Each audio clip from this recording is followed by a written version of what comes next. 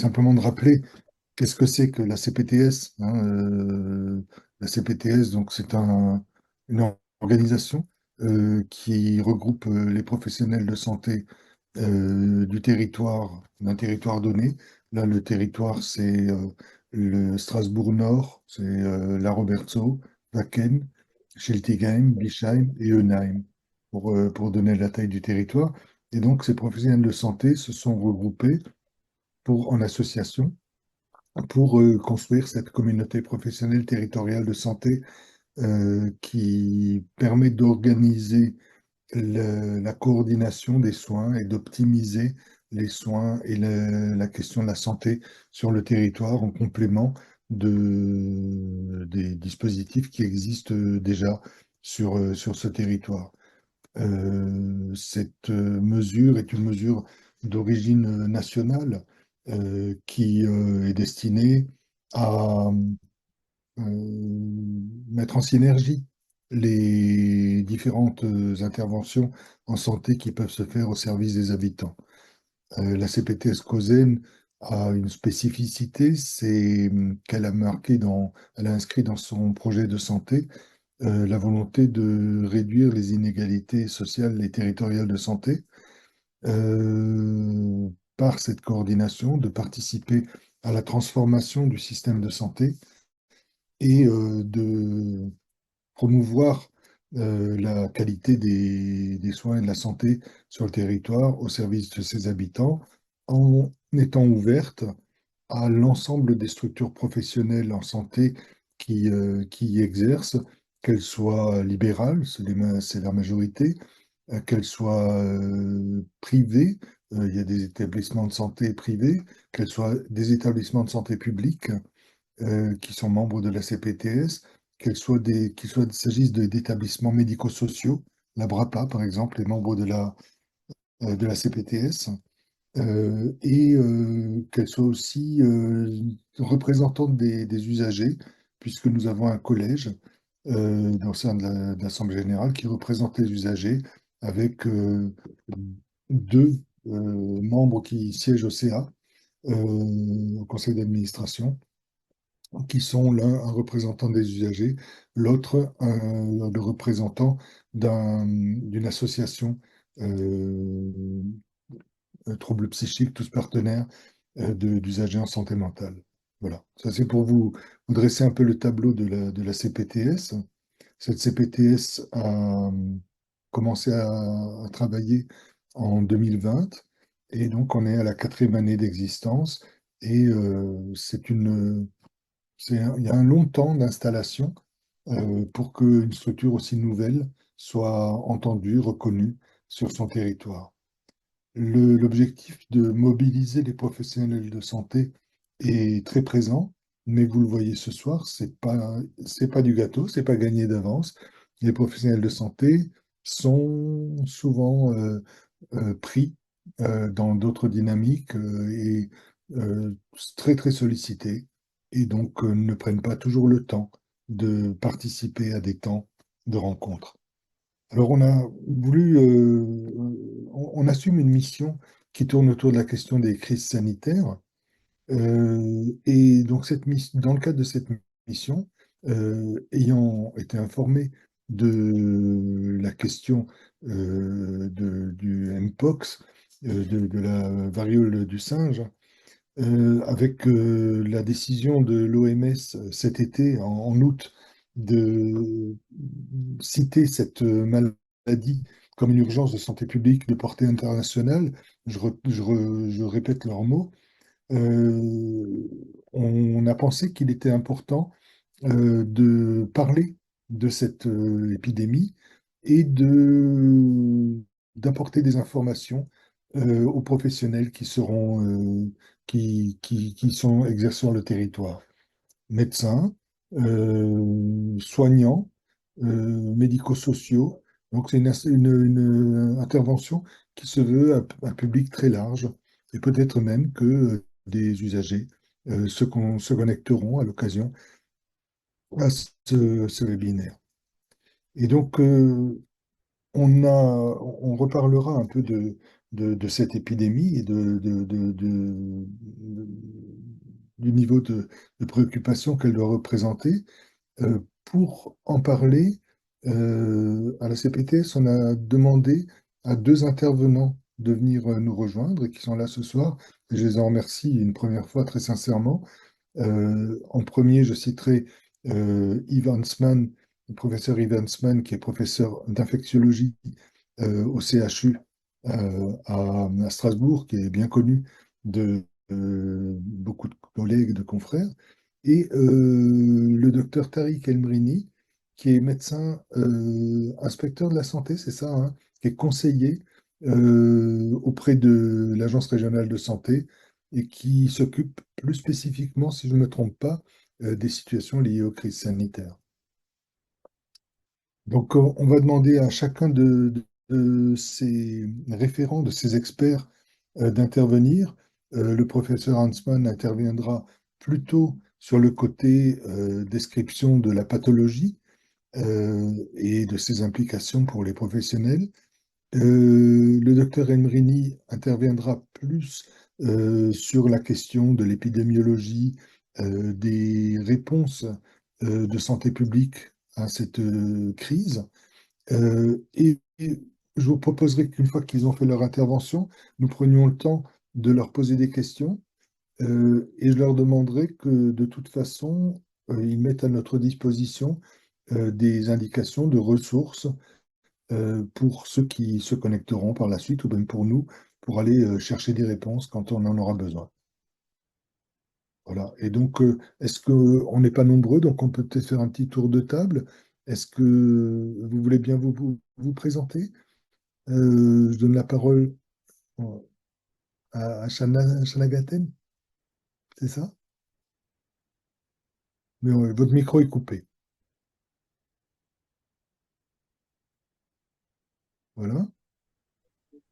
Ah, voilà, donc docteur Shana Jagannathan et je travaille dans le quartier des écrivains à Schiltigheim. Et donc effectivement, ce virus inquiète beaucoup les patients, donc c'est bien d'avoir des informations pour qu'ils soient moins angoissés, je pense. Mhm. Merci en tout cas pour l'information. Je vous en prie. Et là, je ne reconnais pas bien parce que l'image est toute petite, alors je ne vous connais pas. Qui est la personne qui est au milieu de mon écran? Alors, je ne sais pas si c'est moi. Ça doit être vous, oui. Oui. Du coup, ouais, je suis Nina Trush, je suis infirmière libérale sur Bischheim. Et donc, effectivement, on a beaucoup de patients qui se posent des questions.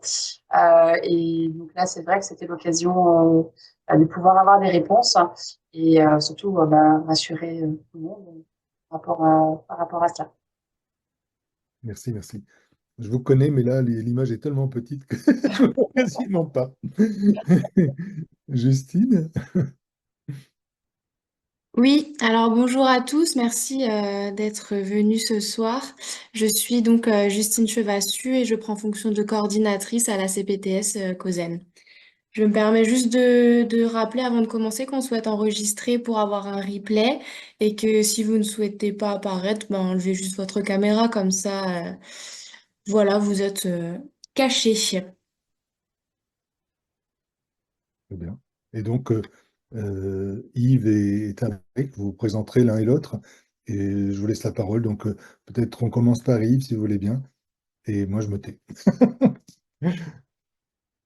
Ok, ben merci Pierre, merci à la CPTS de nous avoir proposé donc de faire un petit rappel sur les connaissances sur le monkeypox. Ben, je vais commencer. Euh, Comme on n'a pas beaucoup interagi avec Dr Henrini, j'espère qu'il n'y aura pas trop de croisements, mais j'ai essayé de respecter un petit peu ce que tu m'avais dit Pierre pour cibler mon intervention sur effectivement la maladie elle-même, les diagnostics. Alors techniquement, j'ai un diaporama, je peux partager l'écran, c'est ça? Oui, C'est en bas, Justine. vous avez un partager avec une flèche verte et vous pouvez partager votre écran. Normalement, vous avez le droit. Ok, je me suis donné le droit.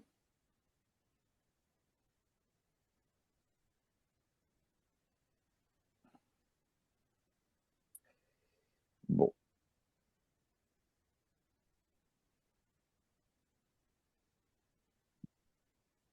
Je ne sais pas si vous voyez quelque chose, si ça marche le partage ou pas. Non, il n'y a pas encore rien affiché.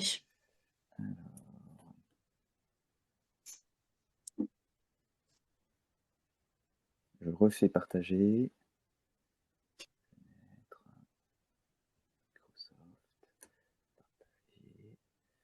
Deuxième tentative.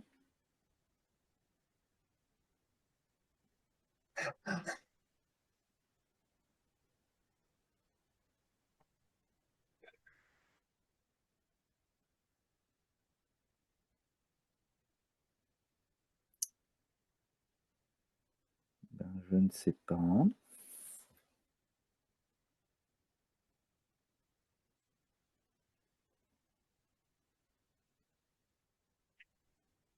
Qu'est-ce qui est affiché quand vous appuyez sur partager? On va choisir les informations partagées avec l'application zoom.us. Ok, là normalement vous mettez votre écran principal. Là, oui, c'est ce que j'ai fait. Je Il fais se passe rien. partager. Et voilà, là c'est fait. J'affiche mon PowerPoint. Vous avez validé, parce que des fois il y a écrit valider à droite, on n'a pas. Oui. Mais enfin, je fais partager. Valider, valider, valider. Il n'y a pas validé, mais ça. Donc, quand je fais partager, je reviens à l'écran où je vous vois en fait. Mais j'avais déjà des problèmes de connexion, hein, je vous ai appelé tout à l'heure. Ouais. Et puis moi, j'ai une session un peu particulière où j'ai une fenêtre extrêmement réduite, c'est pour ça que j'y vois rien. J'arrive pas à le mettre en plein écran et rien ne se passe. J'ai aucune commande de disponible. Alors, je sais pas quelle est la session de Zoom qui est là. Parce que, ben, en général, Zoom, on l'utilise, mais là, je dois avouer que ça rame un petit peu. Pour changer l'affichage, si jamais tout en haut dans l'espèce de d'onglet en haut là, il y a afficher et vous pouvez choisir si vous voulez qu'on soit en mosaïque ou en grand ou je sais plus en icône. Je vais mettre plein écran. On va essayer de partager. Donc, je lui demande de partager tout l'écran. Je fais partager et il revient sur la fenêtre où je vous vois, quoi, où je vois tous les participants.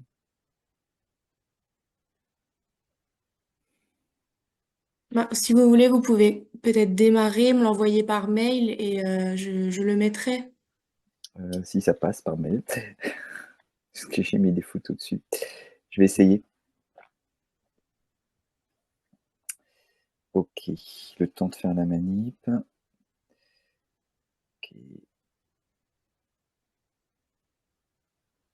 Pour ma part, je vais me déconnecter et reconnecter. Hein. Je vais juste voir si ça modifie quelque chose.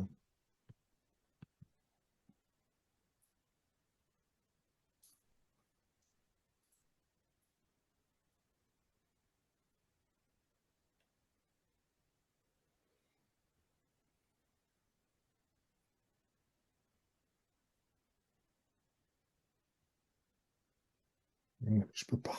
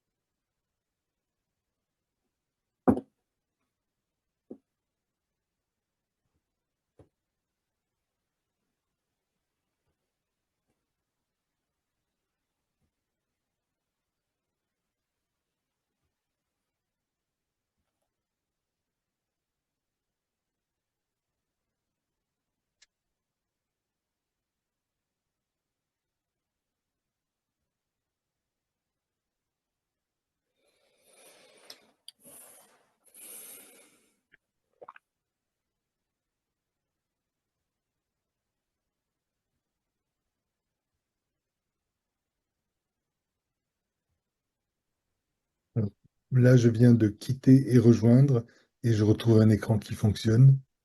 Peut-être que Yves, ça pourrait valoir la peine que si tu as eu du mal à te connecter, que tu tentes de quitter Zoom complètement et que tu te reconnectes et peut-être que les fonctionnalités seront complètes. Ok, en attendant, j'ai beaucoup de mal à envoyer. Je pense que le fichier est trop lourd. Il est gros, il est lourd, hein. Donc peut-être Euh, que ça, c'est vite fait, tu te déconnectes, tu te reconnectes bon, et ouais, alors je me déconnecte, je me reconnecte. Sinon, ben, ou peut-être que Dr. Emrini peut commencer. Ça oui, évitera peut-être, peut-être de... oui, Tariq, si vous voulez. Oui, Désolé, bah, je me je vais essayer de déconnecte et voir je me si ça marche reconnecte. comme Ok. ça. On verra si c'est juste un PC qui marche pas ou si c'est les autres. Donc, je vais essayer de me connecter. Donc, je vais essayer de présenter. Donc, j'ai mis partager. Ouais. Vous voyez mon écran? Oui, OK. les subtilités de, de, de Zoom. Ça dépend avec Zoom. Bah, du coup, je vais commencer. Alors, j'espère que je ne vais pas empiéter sur ce qu'avait prévu de présenter le professeur Huntsman. Donc, j'ai essayé de faire un peu le point sur tous les éléments qu'on a. Donc, je vous fais un point un peu aux situations 1er octobre 2024 avec les recommandations des données épidémiaux et en sachant que ça bouge hein, et ça va bouger forcément en fonction de l'évolution épidémiaux, des évolutions concernant les vaccins, les possibilités, des recommandations que pourront émettre l'HAS ou Santé publique France. Sur les données épidémiaux donc, que j'ai récupérées qui sont au 1er octobre 2024, on a actuellement, sur toute l'année 2024, 170 cas de monkeypox qui ont été déclarés à Santé publique France, dont 3 sur les 7 derniers jours, donc la dernière semaine de septembre. Et à ce stade, pour l'instant, on n'a pas le nouveau clade là, qui nous fait peur. C'est que du clade 2 donc, qui ont été détectés. Donc à ce jour, rien concernant la particularité du clade 1B là, qui inquiète un peu tout le monde. Les cas déclarés en France, c'est que des adultes à ce stade en 2024 avec un sexe ratio très important, 27,3, c'est-à-dire qu'il y a 27 fois plus d'hommes que de femmes concernés, donc ça touche essentiellement les hommes, et un âge médian qui est à 36,5 ans. Donc là, vous avez la courbe hein, telle elle est faite avec à peu près voilà, entre 15 et 25 cas par mois déclarés en France. Au niveau de national, peut-être que je vais quand même mettre en grand écran pour que vous voyez mieux, voilà comme ça. Au niveau national, donc, on a assez peu de cas en fait au niveau du Grand Est. On en a moins de 5, hein, on est vraiment très très bas. Moi, j'en ai pas retrouvé dans notre base de données pour 2024. Peut-être le professeur Huntsman pourra affiner si peut-être il a eu des alertes par rapport à ça. Et essentiellement concentré en Île-de-France, Auvergne-Rhône-Alpes et puis le sud de la France. Pour 50% des cas, on n'avait pas de notion déclarée de contact à risque avec un cas dans les 3 semaines précédentes. Donc pour 50%, donc là on est vraiment sur du déclaratif, hein. C'est-à-dire que les gens disent qu'ils n'ont pas eu de contact avec un cas, mais ce n'est pas forcément la réalité. Mais en tout cas, dans la moitié des cas, on ne savait pas forcément d'où la personne avait pu avoir été contaminée. Un quart des cas avaient voyagé à l'étranger, mais essentiellement au niveau de l'Union européenne, Espagne, Pays-Bas et Belgique, et un seul revenait d'Afrique subsaharienne, notamment de Côte d'Ivoire. 6% de ces cas ont été hospitalisés, essentiellement pour des douleurs intenses ou des pathologies qui étaient concomitantes, et 52% des cas avec antécédent de vaccination depuis 2022 avant 2024. Je fais juste une pause, je ferme juste, je reviens tout de suite.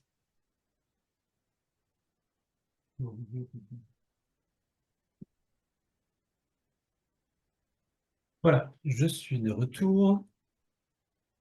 Donc ça veut dire qu'en fait, à peu près la moitié des cas avaient des antécédents de vaccination, que ce soit donc dans l'enfance ou depuis 2022, ce qui explique pourquoi effectivement on en est à revacciner les personnes qui ont déjà été vaccinées en 2022. Sur la situation en Afrique, donc c'est là où il y a le cœur de l'épidémie, donc ça c'est des données OMS qui sont arrêtées à fin septembre et en sachant que les données de fin septembre vont encore évoluer puisqu'en fait il y a toujours des retards dans le traitement des données, des déclarations. Et c'est une courbe qui reprend que les cas confirmés biologiquement. Donc ça veut dire qu'on a probablement beaucoup plus de cas que ça, mais qu'on n'a pas eu les moyens de les diagnostiquer ou les gens ne sont pas allés se faire diagnostiquer. On est à peu près actuellement à plus de 300 cas par semaine depuis août, depuis le lancement de l'alerte de portée mondiale, avec des cas essentiellement concentrés en République démocratique du Congo, qui sont en train apparemment de baisser. Donc là aussi, il faudra attendre un petit peu. Et avec le bleu ciel, c'est le Burundi donc, qui est en train de monter, donc qui commence à être un foyer relativement important. Donc deux gros foyers en Afrique, donc la République démocratique du Congo et le Burundi. Au niveau mondial, donc ça c'est des données encore de l'OMS. Si vous voulez beaucoup plus d'informations, j'ai mis le lien en dessous. Donc il y a vraiment l'OMS a fait un gros travail dessus, donc qui est extrêmement intéressant. Et donc entre mars et août 2024, donc la majeure partie des cas donc en dessous, ça reste l'Afrique. Euh, et on a effectivement la partie européenne qui apparaît là, un peu à égalité avec la partie Pacifique région ouest et la partie bleue qui est la région des Amériques. Sur les mesures de limitation des diffusions du virus en France, donc là on passe effectivement à des mesures de santé publique. Donc on a des recommandations de l'HAS qui sont parues le 4 septembre 2024, donc qui déterminent les publics cibles, les schémas vaccinaux, etc. Donc là vous le trouvez en ligne, hein, il n'y a aucun problème par rapport à ça. Il y a trois objectifs principaux. Donc un, c'est prévenir l'émergence du clade 1B de l'orthopoxvirus monkeypox en France. Donc c'est la grosse crainte depuis l'alerte de cet été, c'est d'avoir un nouveau clade qui arrive et qui serait peut-être beaucoup plus contagieux et circulerait beaucoup plus. Et puis on en profite aussi pour réduire, voire éliminer la circulation du clade 2, puisque ça a continué, on a vu sur les données qu'on a, on a eu des cas cette année en France.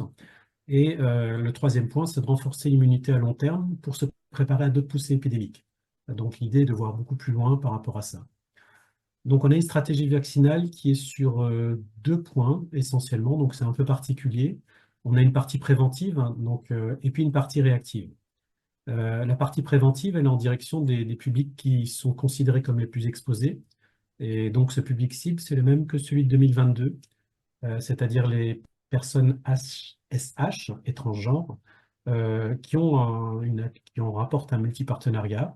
Donc les personnes qui sont en situation de prostitution, les professionnels du lieu de consommation sexuelle, ainsi que leurs partenaires et les personnes partageant les lieux de vie des catégories citées ci-dessus.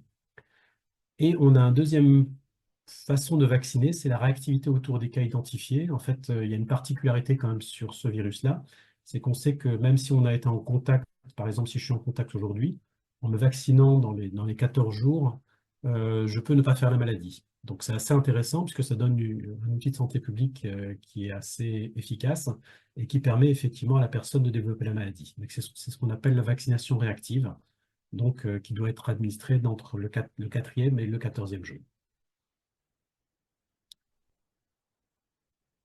Sur le schéma vaccinal, donc en termes de prévention, donc on est sur ce schéma-là que vous avez peut-être dû voir, hein, qu'on retrouve un peu partout sur les sites officiels. Donc, pour les personnes qui ont, notamment la dernière ligne, ligne du bas, ceux qui ont contracté monkeypox entre le 2022 et aujourd'hui, il n'y a pas besoin de se vacciner puisque effectivement l'immunité, elle est relativement forte par rapport à ça. Pour les personnes qui avaient été vaccinées dans l'enfance et qui n'ont jamais été vaccinées, donc c'est les personnes comme moi hein, qui ont été vaccinées, qui ont un certain âge aujourd'hui, donc avant 80, c'est les personnes qui... Il y aura une dose de rappel uniquement pour celles qui n'ont jamais été vaccinées avec un des nouveaux vaccins. Pour tous les autres qui ont eu au moins une dose ou un schéma complet, il n'y a pas besoin de les revacciner. Pour les non vaccinés dans l'enfance, donc on passe au schéma classique à 2 doses pour ceux qui n'avaient jamais été vaccinés et on leur fait une dose de rappel pour ceux qui ont eu soit une seule dose de vaccin, soit un schéma complet. Pour les immunodéprimés, on va augmenter le nombre de doses, on va avoir une dose en plus, quasiment systématiquement, donc 3 doses pour les personnes qui n'ont jamais été vaccinées, et 2 doses pour ceux qui avaient déjà eu une première dose, et une dose de rappel pour ceux qui ont eu un schéma complet. Quand on parle de personnes qui ont été vaccinées, il s'agit bien de personnes qui ont été vaccinées contre le virus de la variole. Alors pour les vaccinés dans l'enfance, oui, c'est contre le virus de la variole, et pour ceux vaccinés depuis 2022, c'est ceux qui ont été vaccinés contre le monkeypox. Merci. Donc ça, on a déjà vu, hein, c'est les schémas de vaccination, les cas particuliers. Donc je vais passer, ça permet d'expliciter juste un peu le tableau. Et pour cette campagne de vaccination préventive, donc aujourd'hui, donc combien en fait de vaccins à réaliser? Donc l'HAS a fixé pour objectif 10 000 vaccinations hebdomadaires au niveau national, soit environ 1000 doses hebdomadaires au niveau Grand Est. Donc ensuite, pour le Bas-Rhin, on ne va pas diviser par 10, hein, puisqu'en fait, on a plus de population et on est quand même un endroit où le virus risque de circuler plus. Donc on sera sur une moyenne qui reste encore à déterminer actuellement, mais pour l'instant, on n'a pas encore atteint le rythme de croisière. Alors, qui vacciner? Donc, c'est ce qu'on a tout à l'heure, hein, des publics cibles identiques à ceux de 2022, donc je ne vais pas forcément les reprendre. Et où? Donc, à ce stade, on reste en centre de vaccination ou en milieu hospitalier. Donc, c'est là où je cite le Centre de vaccination international qui a été assez actif en 2022 en lien avec le Cégide, donc des US. Et on est en train de réfléchir à un autre centre de vaccination en lien avec la collectivité européenne d'Alsace, puisqu'en fait, elle a cette responsabilité de la vaccination. Et on est en cours de déploiement du dispositif. Pour l'instant, vu le nombre de vaccins, le dispositif, il est suffisant. Alors, on peut se poser la question, pourquoi finalement on vaccine en centre et puis on ne va pas vacciner en cabinet, hein, c'est une vraie question. Donc à ce stade, en fait, la difficulté va être le stockage du vaccin, puisqu'il doit être conservé à des températures négatives, et on ne va pas retrouver ces possibilités facilement, notamment dans les officines. Donc à ce stade, on souhaite concentrer effectivement pour des histoires de sécurité de la chaîne vaccinale. À partir du moment où on aura pu avancer davantage, peut-être qu'on reverra effectivement le dispositif. Il y a 2 vaccins actuellement, c'est Imvanex et Jynneos, qui sont des vaccins vivants atténués non réplicatifs. Donc, ils sont en les vaccins qui sont en boîte de 20 flacons unidoses. Et donc, le schéma vaccinal, on l'a vu tout à l'heure. On a des durées de conservation quand les vaccins sont en conservation en température négative de 2 ans à 5 ans, en fonction des vaccins. Et une fois qu'on les a décongelés, donc on peut les garder au maximum entre 14 jours et 8 semaines sans dépasser la date de péremption indiquée sur la boîte. Donc ça, c'est sur la vaccination préventive et puis sur la réactivité autour des cas. Donc là, c'est notre action effectivement habituelle au niveau de l'ARS, hein, notamment à travers les maladies et déclarations obligatoires. Donc l'orthopox virus, donc qui est la famille qui englobe le monkeypox virus, est une maladie et déclaration obligatoire, et donc effectivement il faut faire la déclaration obligatoire. Et cette déclaration, elle se fait à la balle que je vous ai indiquée là, c'est ars-alerte@ars.santé.fr. Et donc là, la déclaration peut se faire tous les jours de la semaine, y compris le week-end et les jours fériés, à n'importe quelle heure. Les choses sont effectivement réceptionnées au niveau de cette balle qui est veillée en permanence. On va là prendre des notions d'épidémie. En fait, c'est ce qu'on va appeler les définitions de cas, puisqu'on a besoin d'avoir des définitions de cas pour intervenir. Et vous allez voir qu'on va intervenir que sur une partie des cas, et notamment ce qu'on va appeler les patients suspects, et non pas les cas suspects. C'est ceux qui vont avoir des signes cliniques évocateurs uniquement. Donc, c'est dommage que le professeur Huntsman ne soit pas passé avant, parce que je pense qu'il aurait évoqué la clinique. Mais globalement, moi, je vais résumer les choses, hein. C'est une éruption cutanée ou une ou des ulcérations des muqueuses génitales anales ou buccales, évocatrice de monkeypox, isolée ou précédée ou accompagnée d'une fièvre ressentie ou mesurée à plus de 38 degrés, d'adénopathie ou d'une odynophagie. À ce stade-là, donc, ça va être des cas suspects, enfin des patients suspects, et ils ne seront pas déclarés à l'ARS. Et pour pouvoir passer dans les catégories, notamment celle tout en bas, ils devront bénéficier d'un prélèvement pour pouvoir effectivement rechercher du virus. On a la deuxième définition qui est celle des cas probables de monkeypox. Donc, c'est en fait un patient suspect qui a eu un contact à risque avec un cas confirmé. Donc, ce qu'on a vu juste au-dessus, que ce soit en France ou dans un autre pays. Et donc, ça, cette situation-là va entraîner une obligation de déclaration et va entraîner toute la chaîne derrière qu'on va avoir derrière de traitement de ce cas en termes de prévention autour de son environnement. Et on a les cas confirmés de monkeypox, c'est donc une confirmation biologique. Et donc là, on est sur un résultat positif de qPCR ou de RT-PCR spécifique du virus monkeypox, ou spécifique d'un clade ou d'un sous-clade du virus monkeypox, ou un résultat positif en qPCR générique du genre orthopoxvirus associé à un résultat de séquençage partiel spécifique du virus monkeypox. Donc là, c'est vraiment du jargon de biologiste hein, pour en arriver là. Mais globalement, quand on a cette situation-là, on est sur un cas confirmé. Et donc, ça va entraîner effectivement les actions qu'on va voir juste après. Donc, pour les cas suspects, aujourd'hui, l'orientation actuelle qui est donnée par la Direction nationale de la santé, c'est une prise en charge donc, soit par le médecin de famille, soit en Cégide, soit via le centre 15 qui pourra mettre la personne en contact ou pas avec le service de maladies infectieuses ou le service de médecine interne de l'hôpital de proximité. À ce stade, ce n'est pas des cas confirmés, donc il y a un gros travail qui est fait par les médecins de pouvoir effectivement distinguer les cas qui pourraient effectivement être confirmés des autres. Alors, la difficulté qu'on a à ce niveau-là, c'est le risque de dispersion des cas suspects vers les professionnels n'ayant pas l'habitude de prendre en charge ces situations, et donc avec des difficultés, notamment en termes de respect des procédures d'isolement, avec le risque de éventuellement passer à côté. Donc ça peut être effectivement, d'où l'intérêt effectivement de ces sessions de formation qui permettent effectivement aux professionnels de pouvoir un peu mieux connaître la situation et d'être attentif à la possibilité d'avoir un cas suspect de monkeypox. On a la nécessité de confirmer ou d'infirmer biologiquement le cas, et donc avec la filière de réalisation des examens complémentaires, donc il faudrait effectivement savoir effectivement vers quel laboratoire de ville on peut envoyer la personne pour faire réaliser le prélèvement, puisque c'est des prélèvements au niveau des lésions notamment à faire, et d'avoir une notion du délai de rendu des résultats.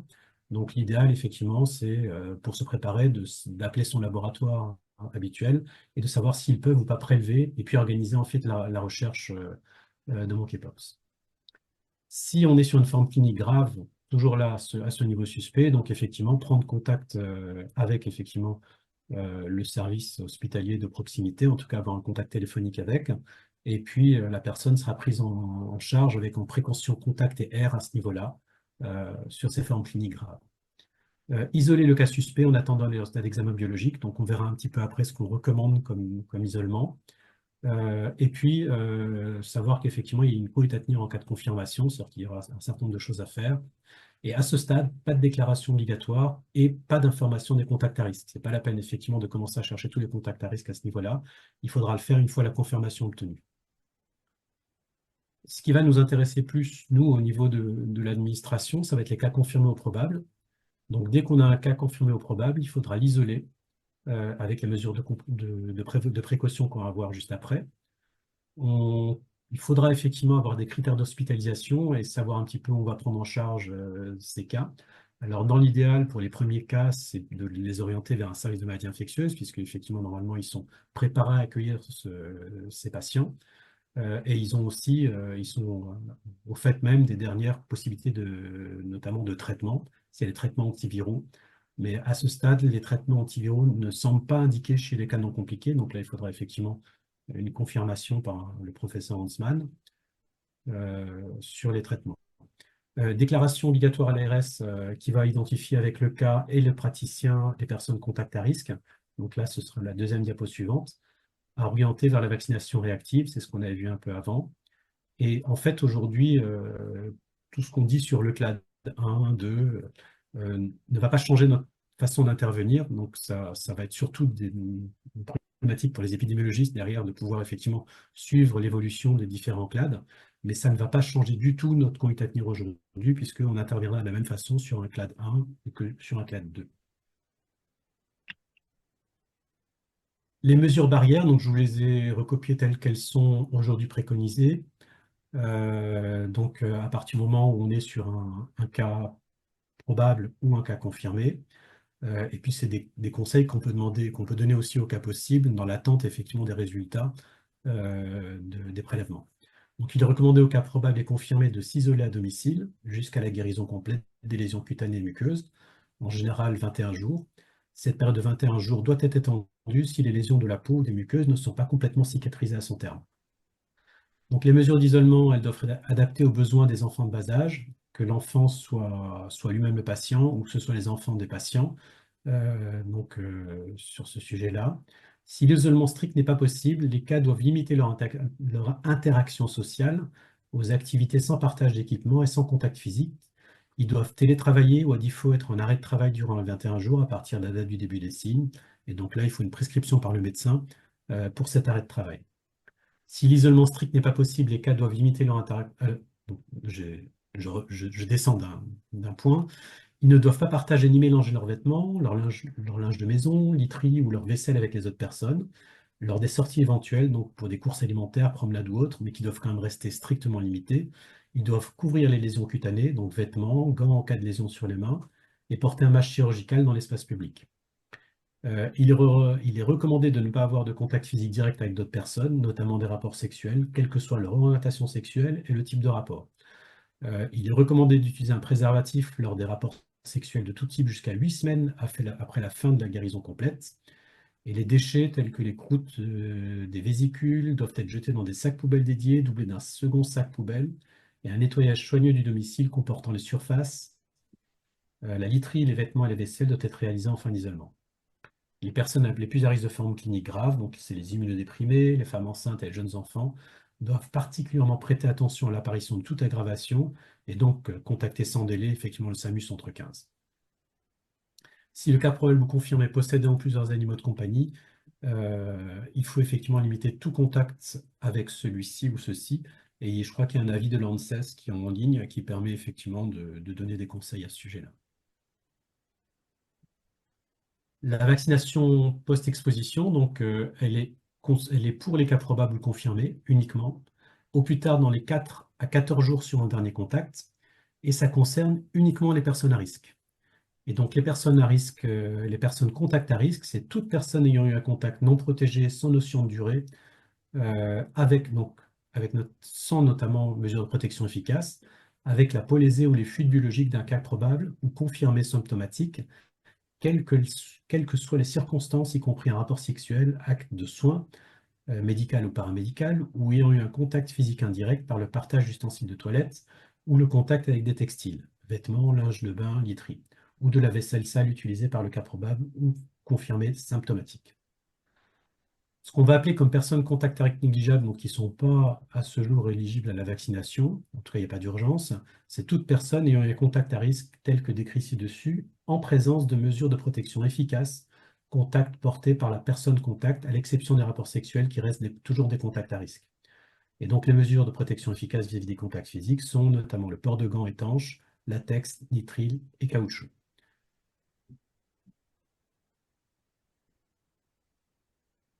Alors, ma dernière diapositive, c'est juste pour dire un petit peu des pistes, en fait, les pistes sur lesquelles on est aujourd'hui.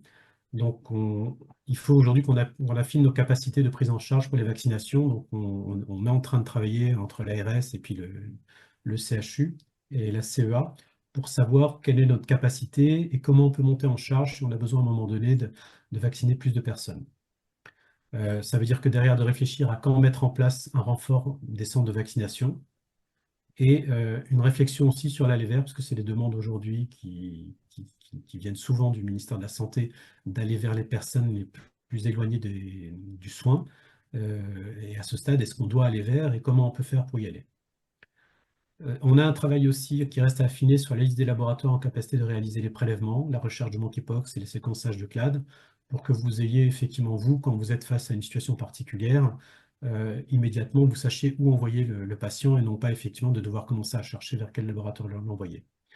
Et puis, il faudra s'adapter aux évolutions, notamment sur les vaccins, les traitements antiviraux, les tests rapides qui pourraient arriver à un moment donné, pour pouvoir effectivement nous permettre d'agir de façon peut-être différente et de façon plus efficace par la suite.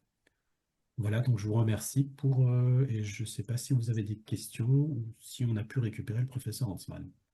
On a pu récupérer le professeur Hansman, il est en ligne. Merci beaucoup pour la présentation. Je vous propose de garder les questions. Vous restez tous les deux avec nous jusqu'au bout, je pense, hein.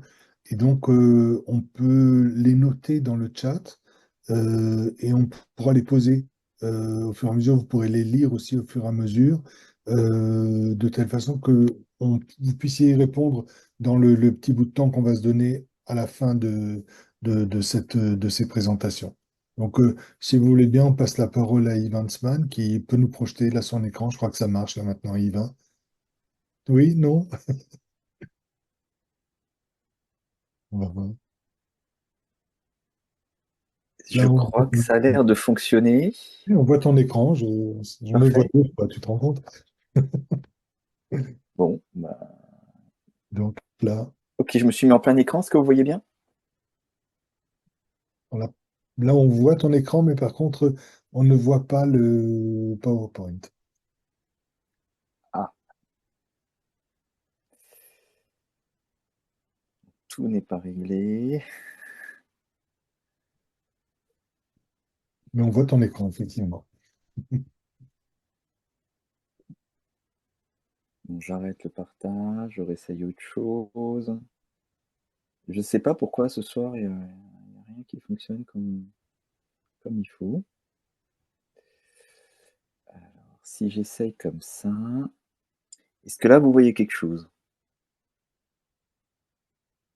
Non, Toujours pas. euh, Présentation, toujours pas. non, toujours pas. La présentation n'est pas partagée. Ah là là. Après, j'ai envoyé la présentation à Madame Chevassu, au cas où, Oui, je vais l'ouvrir. parce que là, je dois avouer que là, il veut bien partager, mais je lui propose tous les écrans que je peux. Mhm. Ah, j'ai essayé tout l'écran encore. Tac, tac. Et donc, on a deux nouveaux participants qui nous ont rejoints entre-temps. Élise et j'ai Johanna, hein, je crois. Bonjour, bonsoir. Vous avez toujours rien là nulle Bonsoir, part. bonsoir. C'est c'est tout bon. Là, on a les PowerPoint qui Alors, c'est passent. le mien ou celui de Madame Chevassu? Je sais plus. Du coup. Je pense que c'est le mien. Ok. Parce que du coup, moi, oui, je vois pas. Ok, ok, ok. Bon, désolé hein, pour ces éléments techniques. Heureusement que Dr Elmrini était à la hauteur. Donc voilà, je vais vous parler un petit peu du monkeypox, plus des éléments cliniques. Donc prochaine dia, s'il vous plaît, puisque du coup, je Mais tu vais vas vous faire donner comme les un ordres. enfant. Alors, j'ai mis François Dagnon sur la diapo, c'est l'un des médecins, c'est notre médecin universitaire qui a largement contribué au diaporama que je vais vous montrer ce soir et qui s'est largement inspiré du diaporama de la COREB, qui est la coordination sur les risques émergents biologiques, qui est un groupe qui est issu du groupe des infectiologues. Et comme Pierre, tu demandais des références pour aller voir, je pense que c'est une référence à voir sur le plan clinique en tout cas. Il y a beaucoup d'éléments que j'ai tirés de la présentation de la Corem. Donc, je pense que c'est ce qu'il y a de plus simple et c'est d'accès libre à tout le monde. Donc, si je peux avoir la prochaine dia, parce que moi, j'ai pas la main, du coup, Ah, ça bouge pas. ça bouge pas. Ah, j'ai passé, moi, normalement, chez moi. Non, il y a que la première. Bah, décidément. Oui, on a la diapo 1. Vous voulez me l'envoyer pour que je la passe? Je peux. Je crois qu'elle est lourde, la présentation. C'est ça Mais le je l'ai un problème. peu. J'ai viré des images. Hein. Il y en avait beaucoup. Donc là, on voit tout l'écran de Justine. Ouais. Je vais quand même réessayer de partager mon écran. C'est quand même bizarre que ça Essaye, marche pas. essaye, va, essaye, va, ouais. C'est bizarre que ça marche pas pour Tarek, ça a bien marché, hein. Ah, on a Nina Trush qui est là, oui. Ouais, voilà.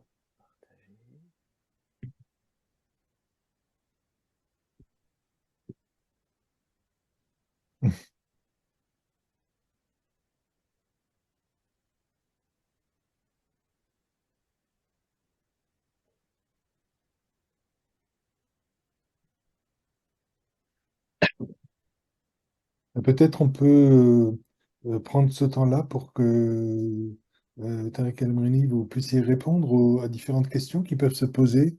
Je ne sais pas s'il y en a eu. Ah, voilà. Mais moi, j'avais noté quelques questions au niveau épidémiologique.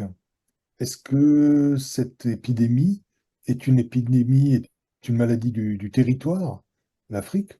Ou est-ce que c'est une maladie de la pauvreté? Ou est-ce que c'est une maladie du voyage? Qu'est-ce qu'on peut en dire?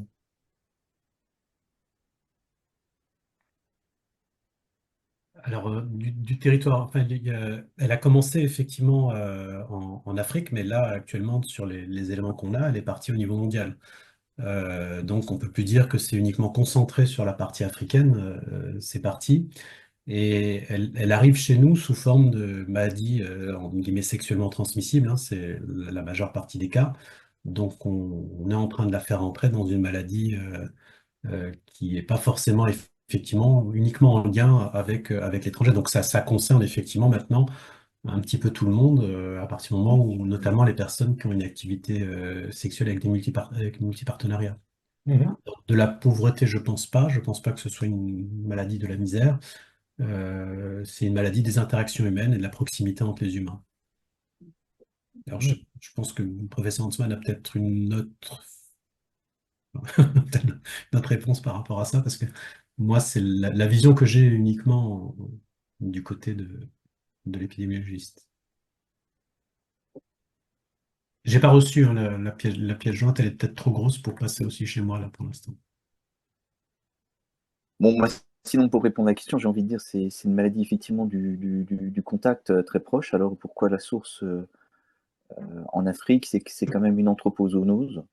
Donc, c'est monkeypox. Hein, donc, on a des réservoirs qui sont des réservoirs animaux qui font que la proximité, disons, des hommes avec le réservoir se fait plus en Afrique. Et c'est ça qui explique le point central du départ. Il y a d'autres orthopoxvirus qui sont ailleurs qu'en Afrique parce que leur hôte est un petit peu différent. Mais une fois que c'est chez l'homme, c'est une maladie du contact. Donc, tout ce qui crée le contact, ça peut être la promiscuité. Donc, on rejoint peut-être quelque chose qui est aussi, qui relève d'une certaine vulnérabilité. Enfin voilà, et puis évidemment la transmission sexuelle. Voilà. Voyage, oui, pas tellement voyage, je pense. C'est vraiment la proximité qui fait qu'on se contamine. Bien sûr, si on va voyager dans les zones à risque, on est plus à risque que si on va voyager dans des zones où il n'y a pas de monkeypox. Mhm. La question en arrière-plan, c'était de dire, moi, médecin généraliste, j'ai un de mes patients qui revient d'un pays d'Afrique centrale et RDC. Est-ce que je dois avoir une attention particulière? Est-ce que c'est une personne à qui je dois donner des mesures de précaution ou non? Ben, je crois que si c'est des voyageurs qui n'ont pas été exposés, alors il y a dans les dernières recommandations aux voyageurs du Haut Conseil de santé publique, un petit algorithme qui permet d'identifier les situations à risque en termes de vaccination du voyageur. Donc, je pense que ça répond un petit peu à ta question. Et c'est vrai que on va proposer les vaccinations. Donc, on va identifier le risque parmi les voyageurs qui se rendent dans les zones d'endémie, donc en particulier République démocratique du Congo, Rwanda, et qui ont un facteur de risque, c'est-à-dire éventuellement qui ont eu, enfin, ou qui vont avoir des contacts à risque sur place. En particulier, si ce sont évidemment dans le cadre d'un voyage humanitaire pour des soignants, par exemple, qui vont se rendre à l'hôpital et qui vont être exposés à ce risque, ou plutôt ce qu'on appelle les gens qui rendent visite à leur famille et qui vont avoir des contacts proches avec leur famille. Donc, c'est pas tellement le touriste, disons, qui va faire du tourisme, on va dire, mais c'est plutôt les visiteurs à la famille. C'est là où on peut avoir un petit peu plus de risques. Dans l'autre sens aussi, si les gens reviennent de leur séjour en Afrique, si c'est des touristes qui ont fait un safari, je pense qu'il y a très peu de risques quelque part. Mais si c'est des gens qui ont été au sein de leur famille, qui ont côtoyé leurs proches, ou des hommes qui ont côtoyé leurs femmes, par exemple, ou l'inverse d'ailleurs, les femmes leurs hommes, là, effectivement, le risque est peut-être un petit peu plus important. Mhm. Et à votre avis, à tous les deux, quels sont les rôles des soignants sur le territoire, le médecin traitant, le pharmacien, l'infirmier, qu'est-ce qu'il faut qu'on ait en tête pour, sachant que l'infection est là? Moi, j'ai envie de dire, ce qui est important, c'est le diagnostic. Donc, c'est ce que j'essayais de vous dire. Parce que c'est vrai que c'est difficile, hein, je veux dire, si on prend la définition telle qu'elle est donnée par Santé publique France et qui a été présentée par Tarek El-Mouini, c'est vrai qu'on est très large en fait, hein, puisque beaucoup de choses reposent sur la clinique. Et je voulais vous montrer des boutons. Et c'est vrai qu'il y a beaucoup de choses qui peuvent, de près ou de loin, ressembler à un monkeypox. Donc c'est vrai qu'on attache quand même encore beaucoup d'importance actuellement au contexte, hein, puisqu'on a quand même très peu de cas chez nous. Le contexte, il me semble-t-il, assez important. Et le rôle du soignant, c'est justement de garder un petit peu, d'arriver à faire la part des choses entre ce qui peut vraiment être en monkeypox, parce qu'il y a quand même une réelle volonté de pouvoir identifier des patients suspects, mais il y a également évidemment le besoin de ne pas envoyer tout le monde au labo, parce que sinon ça va être un petit peu compliqué à gérer. Et donc c'est des éléments cliniques et épidémiologiques et d'exposition qui vont être à prendre en considération. Et puis c'est toute la dimension de la difficulté de la démarche diagnostique en médecine, hein. C'est pas toujours évident. Donc, c'est la rencontre d'éléments cliniques et de contexte dont on pourra avoir connaissance. Un pharmacien qui voit quelqu'un qui lui dit, écoutez, docteur, ou pas docteur, aussi, j'ai des boutons là qui reviennent tout le temps. Le pharmacien sait que la personne était partie justement dans sa famille pendant un mois visiter, parce qu'il avait cherché la Malarone avant. Ça peut être un point d'attention. Alors ça peut être un point d'attention, mais bon, après, il faut quand même reprendre toute la démarche, c'est-à-dire voir sur place s'il y a eu des contacts avec des personnes potentiellement malades, voir si le délai d'incubation correspond aussi, hein. Je veux dire, là aussi, il faut savoir que voilà, il y a quand même une incubation qui est de l'ordre de 3 semaines, pas plus. Donc ça peut être intéressant également à prendre en considération. Je pense que ce qui est important, c'est également les diagnostics différentiels. Les gens qui reviennent de voyage, on a eu pas mal de cas de piqûres d'insectes, d'arthropodes qui sont un petit peu surinfectés, donc qui peuvent laisser une petite flictène ou ce genre de choses. Donc c'est un petit peu tout ça qu'il faut prendre en considération. Et c'est vrai que l'évolution, les localisations actuellement sont intéressantes à prendre en considération, et ça donne une difficulté supplémentaire justement sur l'épidémie actuelle, c'est que justement, comme c'est un peu moins souvent transmis par voie sexuelle, on a un peu moins de localisation dans les régions génitales, qui était un élément quand même clinique facile à reconnaître, hein. La localisation anatomique, ben voilà, si c'est au niveau des organes génitaux, ben on est vraiment orienté plus que si c'est au niveau de la tête, etc. Là, avec le cladin B, c'est vrai que c'est une transmission contact, donc on peut avoir des boutons un petit peu ailleurs, un petit peu partout, et cette localisation anatomique est un petit peu plus difficile à reconnaître. Et puis après, il y a l'évolution des symptômes. Alors, c'est une évolution qui est quand même assez stéréotypée. On a un maculopapule, ensuite la pustule. Ah, je vois mon diaporama réapparaître. Merci. Bonne nouvelle. Et voilà, ça permet, disons, quand on a cette évolution, d'éventuellement reconnaître quelque chose qui peut être évocateur. Donc normalement, ça marche. OK. Et Parfait. on peut passer à la diapo après. Yeah, génial. Voilà. Il suffit de me dire. Super, non, vraiment, heureusement que vous êtes là. Je reprends sur ma présentation, alors je vais essayer quand même d'aller un petit peu plus vite, enfin sans précipiter, parce qu'on a déjà abordé un certain nombre de choses. Je me suis dit, ça peut être intéressant de faire un tout petit peu de viro. Bon, c'est mon côté un petit peu universitaire, académique, mais très rapidement, c'est vrai que c'est important de se dire, mais pourquoi on fait ce webinaire ce soir? Quelle est la crainte qu'il y a derrière? Et c'est vrai que l'image qu'il y a derrière, c'est celle de la variole, bien sûr, qui est cet ancêtre terrifiant, qui a suscité des tas d'épidémies pendant des siècles et des siècles, qui ont été à l'occasion d'une mortalité absolument effroyable. Je vous ai mis quelques phrases, hein, mais épidémie dévastatrice jusqu'à 10% de mortalité totale au cours du XVIIe et du XVIIIe siècle. Et c'est sûr que ça fait peur, quoi, je veux dire. Et donc, c'est vrai que l'idée, c'est de ne pas revenir à ces éléments-là. Alors, prochaine diapositive. Pour ça, 2-3 points de virologie. On va passer à la prochaine diapositive. Ça, c'est celle qui rappelle que je me suis beaucoup inspiré du diaporama de la COREB, donc, pour citer un petit peu les auteurs. Et je vais prendre la prochaine diapositive tout de suite pour arriver à la oui, donc encore la prochaine, pour arriver aux éléments virologiques. Donc, pour rappeler que le monkeypox, c'est un virus du groupe orthopoxvirus, et c'est vrai que dans les techniques diagnostiques, on l'a un petit peu abordé, donc sans vouloir reprendre effectivement ce jargon biologique, parce que c'est vrai que ce n'est pas forcément notre cœur de métier, mais c'est un virus qui est dans la famille des orthopoxvirus, où on connaît le virus de la variole en particulier. Donc on est dans ces virus-là qui sont des virus potentiellement très pathogènes. Et prochaine diapositive, s'il vous plaît. Ce qui est intéressant, c'est que je ne vois pas toute la diapositive, donc c'est un peu difficile pour moi. Mais ce qui est intéressant de noter, c'est que sur le génome de ces poxvirus, il y a une région centrale qui est une région extrêmement conservée, dans laquelle on trouve tous les gènes qui servent à la réplication des virus, à l'assemblage des virions, à la transcription, et qui est très conservé d'une espèce de virus à l'autre dans le groupe des orthopoxvirus.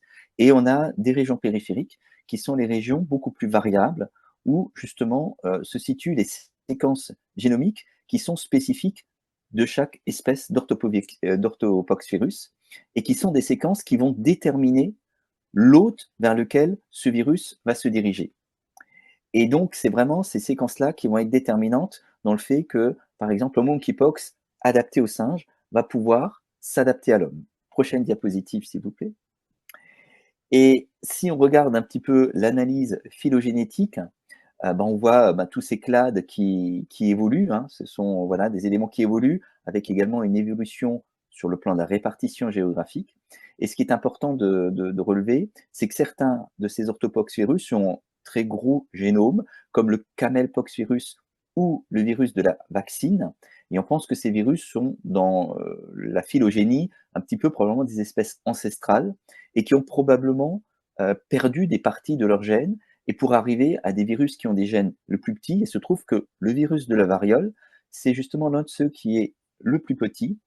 Et on pense que cette perte de gènes va pouvoir éventuellement aboutir à un virus qui est plus adapté à l'homme et plus virulent pour l'homme. Donc, tout ça pour dire que l'idée qu'il y a derrière, et c'est pour ça que l'OMS aussi s'est mobilisée, c'est de dire, voilà, avec ces histoires de monkeypox, on n'est pas sûr qu'avec l'évolution, on n'arrive pas à un virus qui a peut-être perdu quelques gènes et qui va peut-être gagner par contre en virulence pour l'homme. En tout cas, c'est ce qui s'est déjà produit autour du virus de la variole. Donc, c'est ce qui suscite un petit peu l'idée de dire, attention, c'est pas tout à fait anodin, ce genre de choses.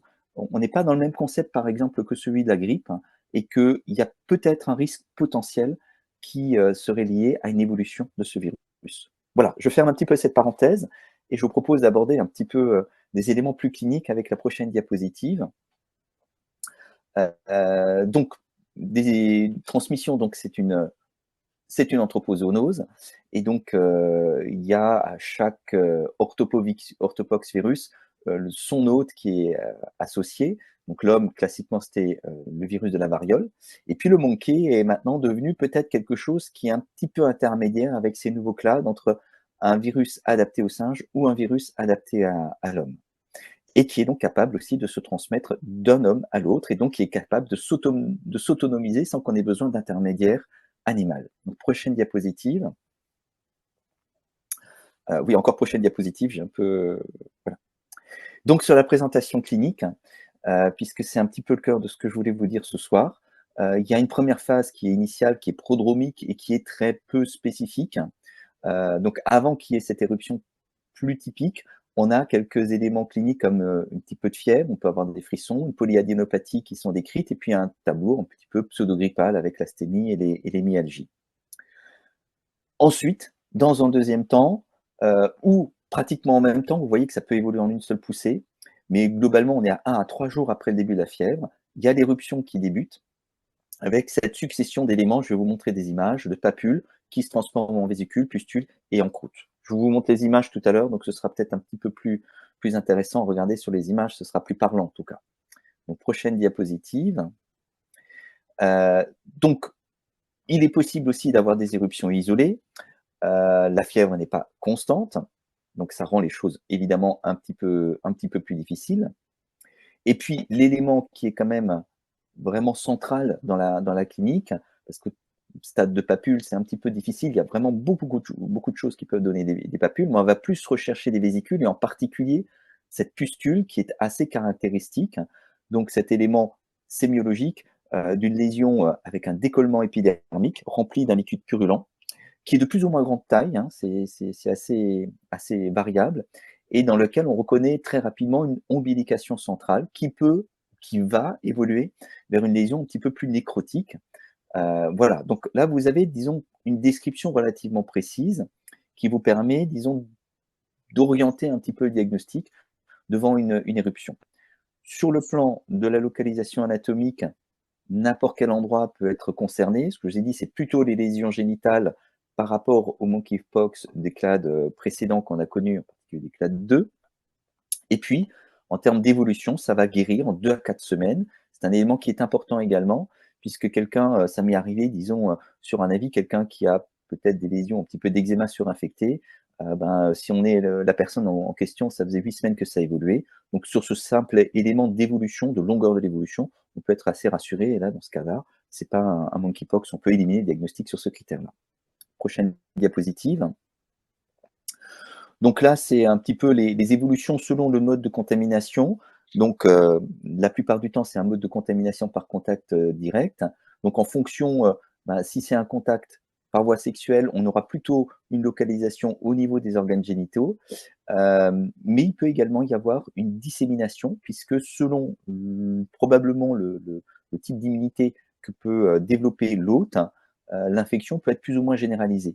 Et on peut avoir une infection localisée au niveau des organes génitaux, mais avec une petite généralisation, avec quelques autres lésions ailleurs dans le corps, comme c'est marqué sur votre petit bonhomme du bas à gauche.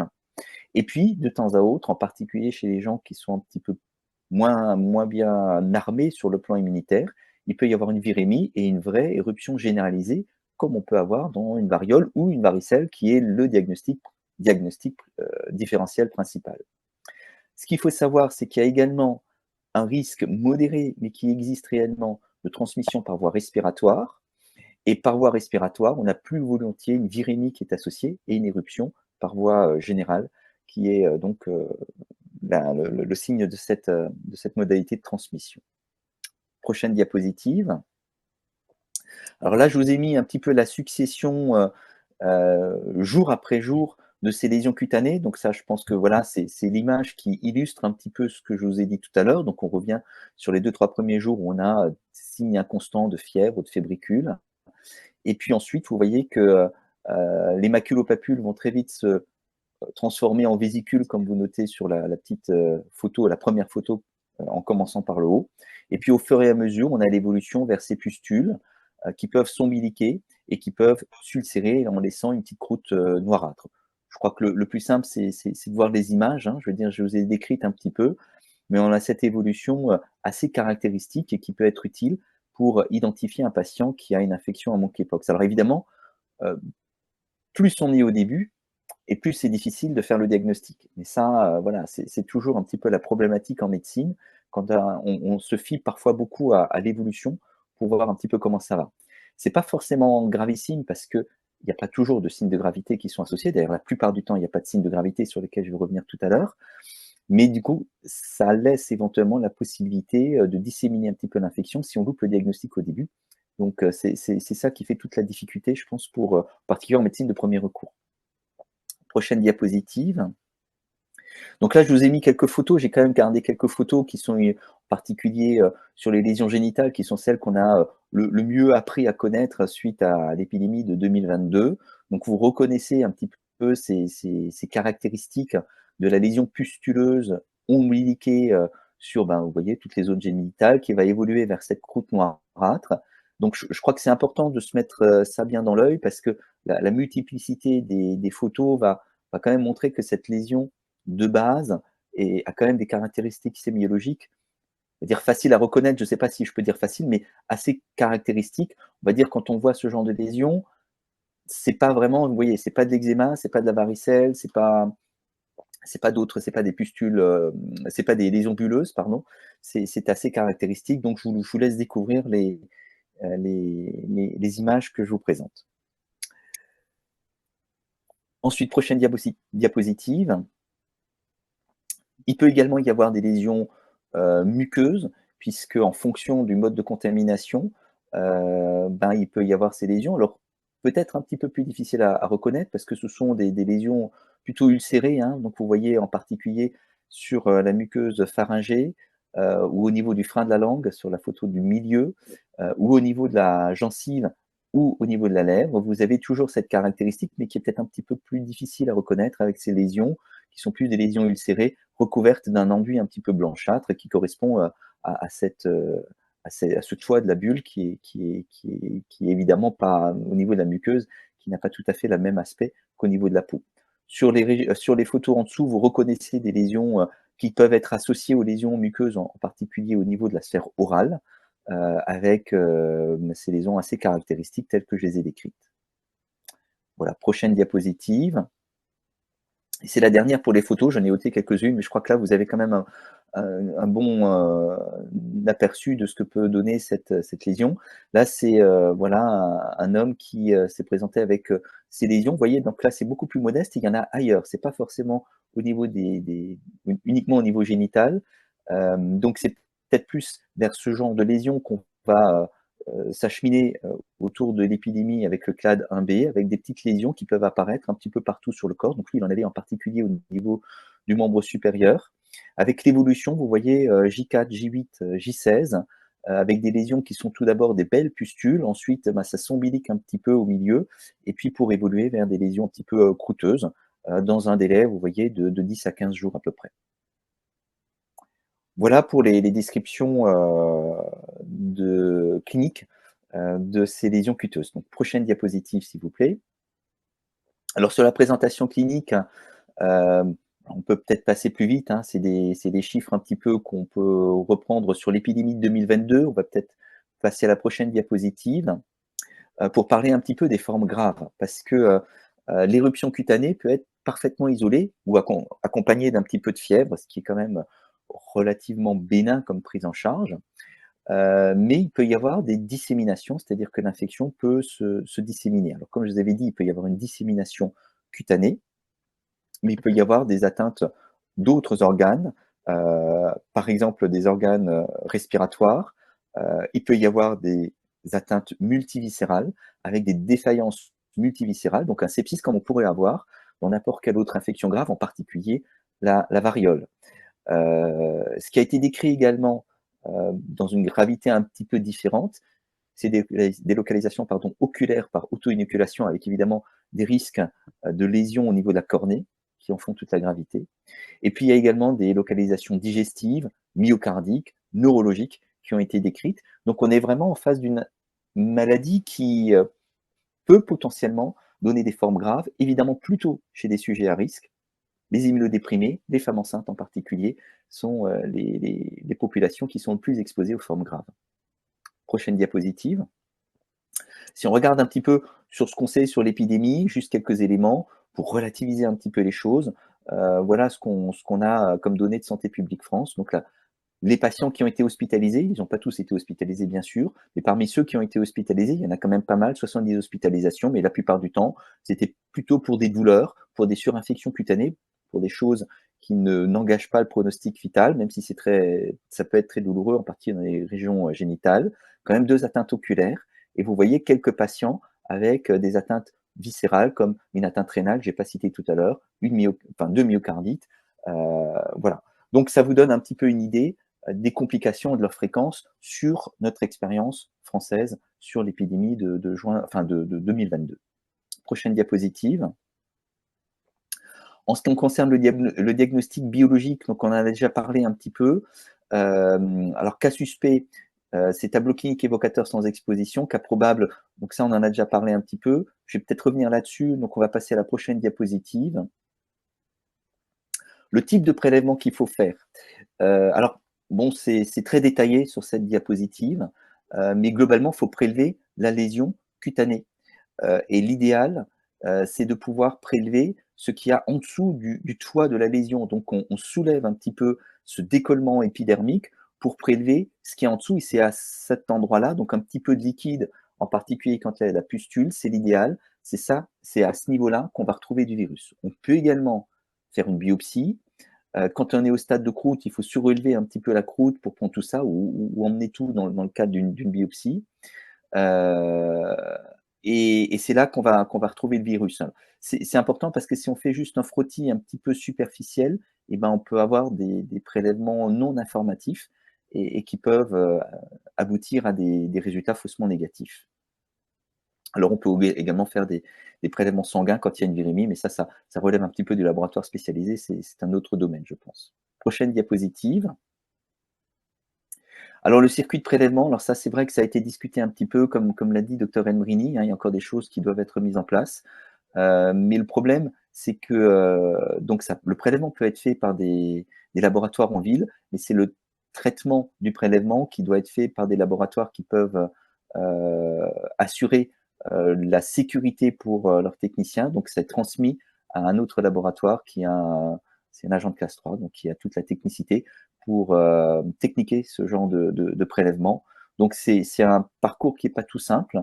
Mais voilà, qui est en place. Par exemple, nous on est à Strasbourg, donc on a un laboratoire de virologie qui assure ça au CHU, donc ça ne pose pas de gros problèmes. Il faut acheminer le prélèvement là-bas. Mais c'est le rôle du laboratoire. Le laboratoire de proximité peut assurer ça. Une prochaine diapositive. Oui, juste un petit mot pour dire que, en particulier pour le clade 2, on avait l'habitude de pas oublier que c'était une IST, une infection sexuellement transmissible, et qu'à ce titre-là, il fallait rechercher les autres causes d'IST. Alors en premier lieu, on élimine le monkeypox, mais une fois que le monkeypox est éliminé ou confirmé, peu importe, mais on peut faire des prélèvements pour rechercher le VIH, les hépatites B, etc. Donc on considère que c'est une IST comme n'importe quelle IST, donc on fait le bilan global des IST. Prochaine diapositive. Sur le traitement, j'en dirais peu de choses, effectivement, parce que le traitement est principalement symptomatique, paracétamol contre les douleurs, pas d'anti-inflammatoire en raison du risque de surinfection cutanée. Vous avez vu sur les complications qu'il y a eu, la surinfection cutanée est quand même importante et elle peut être favorisée par la prise d'anti-inflammatoires, en particulier les INS. Donc globalement, il faut couvrir les lésions pour aussi éviter la dissémination, penser aux co-infections.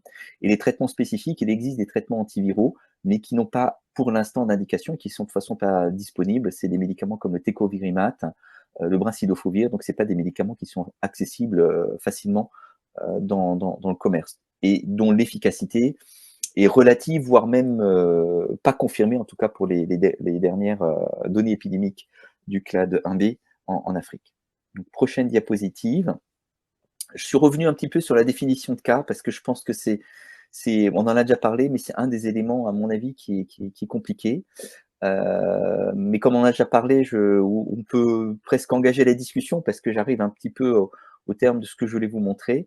Mais globalement, la définition de cas pour Santé publique France, c'est donc un patient suspect d'infection par le monkeypox, donc qui présente une éruption cutanée et ou des ulcérations de la muqueuse génitale analo-buccale évocatrices de monkeypox. Donc on revient à un élément déterminant qui est le symptôme clinique.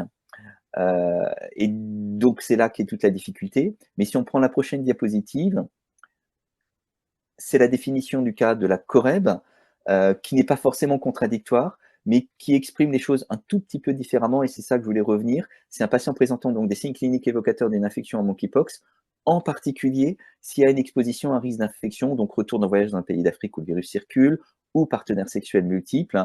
Voilà, donc je pense que c'est quelque chose dont on peut encore tenir compte, même si peut-être que dans les mois à venir, si l'épidémie du clade 1B devait un petit peu disséminer, en particulier sur le continent européen, ce qui est possible, et bien là, on perdrait cette identification du patient à risque.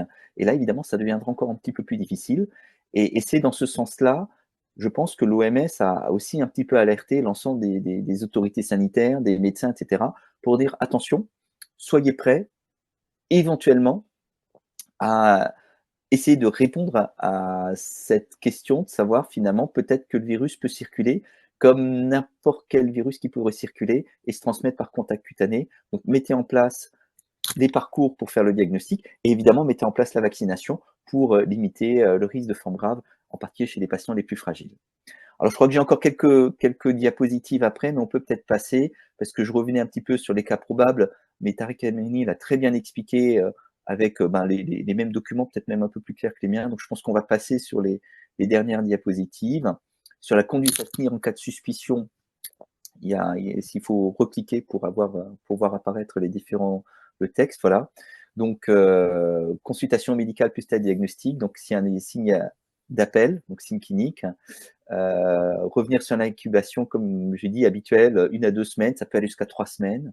L'exposition à risque est un élément qui est important pour quand même la suspicion. Les lésions cutanées, éventuellement les signes de gravité, comme pour toute infection. Je veux dire, si vous avez des signes de gravité, on conduit le patient à l'hôpital, mais en prévenant, parce que faut savoir que c'est potentiellement contagieux, donc il faut que l'hôpital puisse juste prendre ses dispositions pour éviter de contaminer la moitié des gens aux urgences. Et puis, il y a des éléments, je pense, qui sont très importants aussi, dont on tient compte. C'est la vaccination variole antérieure qui protège quand même. Donc, c'est un point qui est important. Et ça, c'est un point sur lequel je voulais juste revenir, c'est l'antécédent de varicelle. Parce que quelqu'un qui présente des lésions un petit peu vésiculo-pustuleuses, un petit peu généralisées avec de la fièvre, bah, s'il n'a jamais fait de varicelle avant, même si c'est un adulte, eh ben, ça reste quand même le diagnostic différentiel principal. Donc, on va peut-être plus s'orienter vers la varicelle.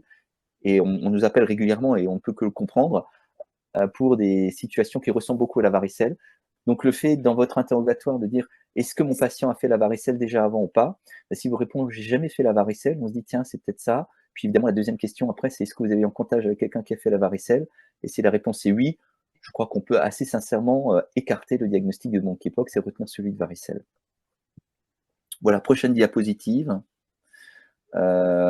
Ensuite, isolement, on en a parlé, donc je crois que c'est un petit peu redondant. Je crois qu'on peut passer la prochaine diapositive. Voilà, alors j'ai mis éventuellement le numéro de téléphone pour, si besoin, l'appel de l'infectiologue d'astreinte, puisqu'on ne répond que pour les situations un petit peu délicates, c'est-à-dire qu'on ne demande plus à ce que tous les patients suspects passent chez nous. L'idée, c'est justement de se préparer à une situation où il y aurait plus de cas et que chaque médecin puisse avoir une certaine autonomie avec son laboratoire de proximité pour gérer cette première phase du diagnostic. Voilà, puis prochaine diapositive. On arrive à peu près au bout. Prochaine diapositive. L'ARS, on en a parlé. La déclaration obligatoire, on va passer à la prochaine. Et puis ça, c'est la COREB. C'est juste pour dire, la COREB, donc c'est C-O-R-E-B. Vous tapez COREB sur un moteur de recherche sur Internet et vous tombez sur ce site qui donne des indications extrêmement précises. Vous reconnaîtrez beaucoup de diapositives du diaporama si vous allez sur le site. Vous avez des éléments cliniques qui vous sont orientés, qui vous seront très utiles, pardon, qui permettront d'orienter votre diagnostic. Et ce site est quand même, il y a une équipe qui le remet à jour. Alors, ce n'est pas une remise à jour, il manque parfois le dernier cri, hein, je veux dire, il leur faut quelques jours ou 1 ou 2 semaines, mais c'est quand même un site qui est actualisé régulièrement. Et donc, c'est une source d'information qui me paraît extrêmement importante sur tout ce qui est clinique, conduite à tenir, diagnostic.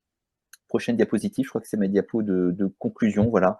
C'est juste les éléments importants voilà, qui reprennent un petit peu ce qu'on a discuté. Voilà. Merci pour l'assistance technique, Dr Elmrini. Merci beaucoup, hein, tout à fait passionnant. Alors, peut-être y a-t-il des questions que vous voulez poser directement? Ouais, moi, j'avais une question. Vous m'entendez? Oui, oui, très Oui. bien. Oui. Allez-y. Du coup, c'était par rapport à la transmission, peut-être une question un peu bête, mais supposons que moi, je vois mon patient, bon, je mets toujours un masque à cause du Covid, mais sans masque. Et ben voilà, normalement, on met un gant, on est d'accord, quand on examine le patient ou des lésions suspectes, je touche sa lésion. Est-ce que ça fait de moi un cas contact? Alors, si le contact est avec des gants, hein, Supposons que j'ai pas de gants.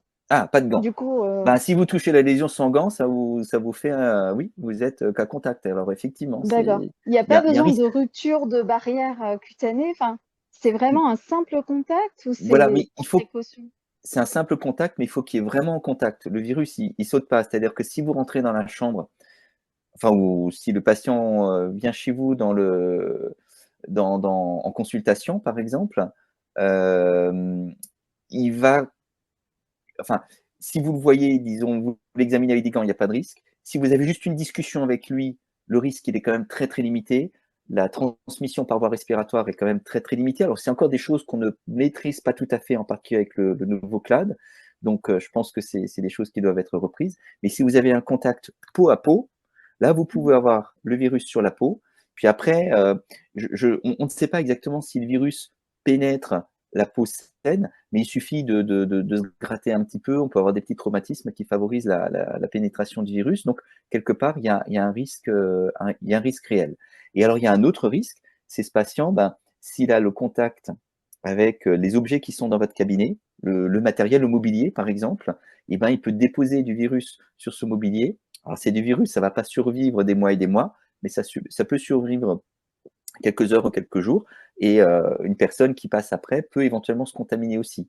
Donc, ça en fait un petit peu toute la difficulté, et c'est ça qui rend l'OMS un petit peu, on va dire, nerveuse à juste titre, parce que on a l'impression, enfin, c'est pas une impression, on a constaté qu'en Afrique, c'est un peu comme ça que l'épidémie s'étend. Après, c'est pas encore une situation catastrophique, et l'extension n'a rien à voir avec la Covid, etc. Donc on arrive quand même, on n'arrive pas avec un R0, hein, on a entendu ça pour la Covid, qui est énorme, mais il y a quand même un risque réel, effectivement. Et pour les soignants, bon, voilà, pour pas vous cacher, nous on a décidé de se vacciner, quoi. Voilà. Enfin, de se revacciner, hein. Moi, je suis un ancien comme Pierre, donc j'ai refait ma dose de rappel puisque j'avais le vaccin variole. Mais on s'est dit, bon, bah voilà, ça coûte pas grand-chose. On a des vaccins qui sont vraiment très safe là maintenant, et qui sont assez efficaces, avec une bonne immunité croisée dans la plupart des orthopoxvirus. Donc globalement, voilà. Mais c'est un risque qui est pas nul, on va dire. Qui est faible, mais qui est pas nul. Donc, par exemple, en Afrique, du coup, il y a même des enfants qui Oui. vont attraper le virus simplement comme ça par contact. Alors, ok. Alors c'est plutôt dans Parce qu'on un n'en environnement entend pas familial vraiment proche, hein. parler. D'accord. Plus les contacts sont fréquents et plus les contacts sont proches. Donc, les gens qu'on touche, hein, quand on n'est pas médecin, on touche très peu de monde, en fait. On On est touche d'accord. surtout Oui. les enfants, la fratrie, le mari, la femme, etc. Voilà, c'est comme ça. Et la transmission respiratoire est liée au nombre de lésions ou rien à voir?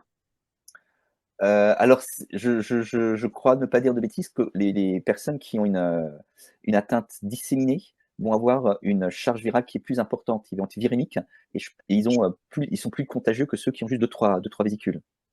D'accord. Ok. Bien. Merci. Dans la même veine, y a-t-il les moyens de décontamination qu'on utilise pour le Covid sont-ils efficaces? Les solutés qu'on pulvérise, c'est le gel hydroalcoolique, le savon, tout ça c'est efficace ou bof? Alors, oui, c'est un virus qui répond à l'activité des antiseptiques, hein. Il n'a pas de propriété de résistance particulière. Donc, oui, oui, alors, le savon, en tout cas les antiseptiques, ça marche très bien. L'eau et le savon, je sais pas, oui, mais ça va être un petit peu utile pour diminuer la charge virale, mais c'est pas virucide. Donc, c'est utile, mais ça désinfecte un petit peu moins bien. Mais disons, les antiseptiques, on va dire, classiques sont efficaces, oui. Ok, merci. Il y a d'autres questions? Soit dans la même veine, Du coup, vous avez parlé de vaccination. Donc, nous, médecins généralistes, on peut se faire vacciner aussi ou il faut être cas contact, hein? Je sais pas, docteur Elmrini. Non, il n'y a pas de recommandation pour vacciner les soignants actuellement, sauf s'ils sont très exposés. Donc, c'est vrai que j'aurais peut-être pas dû dire qu'on s'est fait vacciner parce qu'on n'a pas répondu aux recommandations. On est d'accord. Non, mais moi, je travaille par exemple sans rendez-vous. On ne sait pas trop, et justement dans un quartier assez défavorisé, dont des personnes qui viennent de Côte d'Ivoire, qui ont eu le palu, voilà. Donc, j'avoue que voilà, quand j'accueille quelqu'un, je ne sais pas trop qui j'ai devant moi, et qui l'aura en tout cas. Donc, je ne sais pas si ça fait de moi une personne à risque. Alors, c'est pas la cible actuelle, hein, effectivement, parce que là, on est d'abord concentré sur des personnes qui ont des comportements à risque. Mais je pense pas, enfin, si un médecin a un doute, ou je pense que s'ils seront dans un centre de vaccination, je suis pas sûr qu'ils ne soient pas vaccinés. C'est-à-dire qu'en fait, la vaccination sera faite. Après, ça dépend, parce que si effectivement le centre de vaccination déborde de demandes, du coup, dans ce cadre-là, ils vont essayer de se recentrer sur la cible. Mais ça paraîtrait pas illogique, effectivement, que les médecins qui ont forte, euh, une forte patientèle, avec beaucoup de gens éventuellement qui pourraient être à risque, ça pourrait être une indication. Peut-être que ça va évoluer d'ailleurs en fonction de l'évolution épidémique. D'accord. Alors, moi, j'aime bien cette réponse, hein, si je peux me permettre, parce que disons, c'est vrai que personnellement, je trouvais que la chaise aurait peut-être pu être un petit peu plus large, mais c'est pas, enfin voilà, mais je trouvais que c'était pas pas inutile quand on est médecin et peut-être exposé à ce risque de se faire vacciner. Mais voilà. Très bien. Oui, je pense Donc que pour ça l'instant, on ne peut pas. Enfin, n'importe Alors, quel médecin. pour l'instant, en pratique, on a quelques dizaines de vaccins parce on attend un petit peu que les gens se mobilisent. Pour l'instant, il n'y a pas d'afflux massif au centre de vaccination. Mais bon, c'est très dépendant de la médiatisation. Je veux dire, il suffit d'un reportage sur RTL, TF1, etc. pour que dans les 48 heures, il y ait des coups de fil. Ça marche comme ça. Mais c'est normal, c'est logique, je veux dire, on fonctionne tous comme ça. Et c'est vrai que les vaccins, on n'a pas fait une commande massive non plus, justement, puisque c'est pas la peine de commander des centaines de vaccins s'il n'y a personne qui se présente, quoi. Donc, enfin, personne ou peu de personnes qui se présentent. Donc, on a un petit peu de marge, mais on voit que si ça prend, on a mis en place des échanges avec l'ARS, donc qui permettent de dire alors après, on ne veut pas non plus vacciner tout le monde, c'est pas l'idée. Je veux dire, on n'a pas les moyens pour faire ça. Mais dans des cas particuliers, je pense qu'effectivement, ça peut se discuter. Donc, c'est prendre rendez-vous au centre de vaccination et prévoir en expliquant. Et donc là, on tombera sur un collègue qui pourra nous dire, oui, dans votre cas, ça vaut la peine, ou dans votre cas, c'est pas absolument nécessaire. Peut-être on peut avoir un conseil aussi. Christophe Haumel, qui est mon collègue du centre de vaccination, il adore faire les vaccinations, il fait que ça. Donc lui, il est plutôt pro-vaccin, il n'y a pas de doute là-dessus. Donc il va, comme dit, il va pas vacciner tout le monde. Si quelqu'un vient en disant j'ai aucun facteur de risque, je veux la vaccination, il va dire écoutez, c'est pas raisonnable. Mais si on arrive à argumenter un petit peu, effectivement, je pense qu'il n'y a pas de souci, c'est tout à fait entendable. D'accord. Le jour où on détecte une personne, un cas suspect, avec une belle image comme celle que tu nous as montrée, est-ce que il faut l'envoyer, il faut le faire voir et l'envoyer probablement vers un service d'infectiologie. Et pour le faire transporter, est-ce qu'il faut passer par le 15? Il faut prévenir l'ambulance? Il faut que l'ambulance soit décontaminée? En pratique, comment on fait? En pratique, disons, il n'y a pas dans la grande majorité des cas, il n'y a pas de signe de gravité médicale. Donc, le 15, ça ne me paraît pas indispensable. C'est-à-dire que le patient peut très bien se déplacer avec ses propres moyens. C'est encore ce qui est le plus simple. Évidemment, il n'est pas très recommandé de lui dire d'aller dans le tram à 18h à Strasbourg pour rejoindre le service des urgences où il y a plein de monde qui attend. Donc, faut quand même essayer de faire ça dans des conditions on va dire, qui protègent l'ensemble de la population. Maintenant, si vous avez un cas suspect, on peut aussi lui dire d'aller au labo. En général, je pense que c'est bien de prendre en contact avec le labo avant pour savoir si le labo fait le prélèvement ou pas. Au labo de proximité, mais en prévenant un petit peu. Alors, c'est pas des pestiférés, je veux dire, c'est pas en marchant dans la rue qu'il va disséminer les virus tout autour de lui. C'est même pas en rentrant dans le labo qu'il va disséminer les virus tout autour de lui, mais c'est vrai qu'on va essayer d'avoir un circuit quand même un petit peu adapté. Moi, je pense que c'est comme ça que nous, on s'est organisé pour éviter que ces personnes ne se retrouvent dans la même salle d'attente que toutes les autres personnes qui viennent pour tous leurs problèmes par ailleurs. Donc, moi, je pense que si vous avez une suspicion, il n'y a pas d'obligation à l'envoyer à l'hôpital. Il y a une obligation à évoquer la suspicion et à mettre en place la démarche diagnostique. Si le labo vous dit non, il n'y en a pas question, vous nous appelez et puis on peut gérer, mais on a peur qu'à un certain moment qu'on puisse plus gérer non plus. Mais dans l'état actuel des choses, on n'a pas été submergé, donc voilà, on en a vu quelques-uns déjà. On a fait peu de prélèvements parce que simplement l'interrogatoire et tout ça permet quand même la plupart du temps d'éliminer le diagnostic, mais on a quand même déjà fait des prélèvements. Bon, pour l'instant, ils étaient tous négatifs, il y en a 2 ou 3 qui ont été faits simplement. Donc on le fait, on est en mesure de répondre à la question. Si par contre il y a des signes de gravité, quelqu'un qui a une éruption généralisée, avec de la fièvre, voire des troubles, enfin une instabilité hémodynamique, là c'est vrai que si vous appelez un transport médicalisé, il faut évoquer le diagnostic pour que les gens du SAMU puissent venir de façon tout à fait protégée pour éviter de s'exposer eux-mêmes.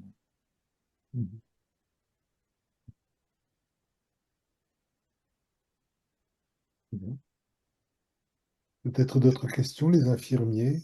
Je crois qu'il y a des infirmiers qui sont connectés. Il y a peut-être des questions qui vous concernent spécifiquement. Obligé. Oui, non, en fait, c'était juste, je remets juste la vidéo aussi. Non, là, en fait, c'était vraiment déjà juste par rapport, avoir des images concrètes des pustules, puisque c'est vrai que nous, on va voir des patients qui vont peut-être, de la famille, qui va nous montrer, oh, en fait, j'ai un petit bouton bizarre. Donc, effectivement, on puisse avoir déjà cette sensibilisation physique. Après, effectivement, à notre niveau, je pense que pour l'instant, en ville, on ne sera pas amené à faire grand-chose.